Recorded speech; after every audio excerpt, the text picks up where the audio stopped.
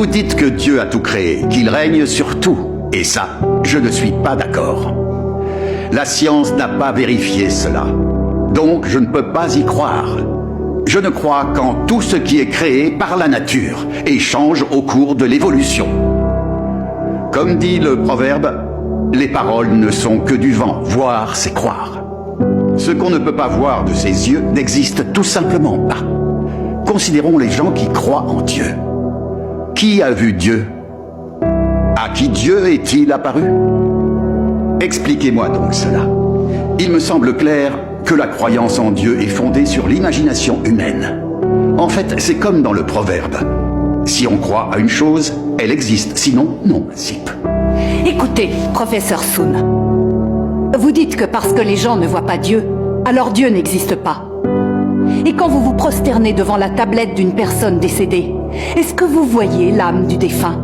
Vous répétez que Dieu n'existe pas et vous prêchez l'athéisme à grande échelle. Mais en privé, vous croyez à de faux dieux et adorez des esprits maléfiques. Ces actes ne constituent-ils pas des mensonges et des tromperies vis-à-vis des gens? Vous voyez bien que les paroles et l'œuvre du vrai Dieu sont la vérité et qu'elles apportent à l'homme lumière et salut. Dieu est esprit. Bien qu'on ne puisse voir son corps spirituel, on peut entendre Dieu prononcer des paroles. Et on peut voir l'œuvre de Dieu. C'est un fait qui est absolument irréfutable. Depuis des milliers d'années, Dieu parle, guide les hommes, sauve l'espèce humaine et régit le destin du genre humain. Dieu a également révélé de nombreux actes. L'expérience humaine et la connaissance pratique de ces choses ont donné lieu à bien des proverbes, tels que « Aide-toi et le ciel t'aidera ».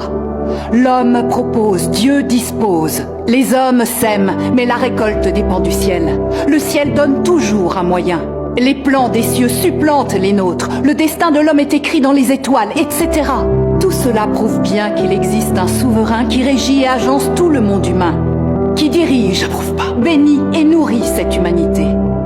Il y a aussi des expressions fréquentes comme « un esprit observe juste au-dessus de ta tête ». Les gens agissent, les cieux observent et on récolte ce que l'on sème. Tout cela montre bien que Dieu est le Seigneur de la création et que Dieu régit toutes choses depuis toujours. L'Esprit de Dieu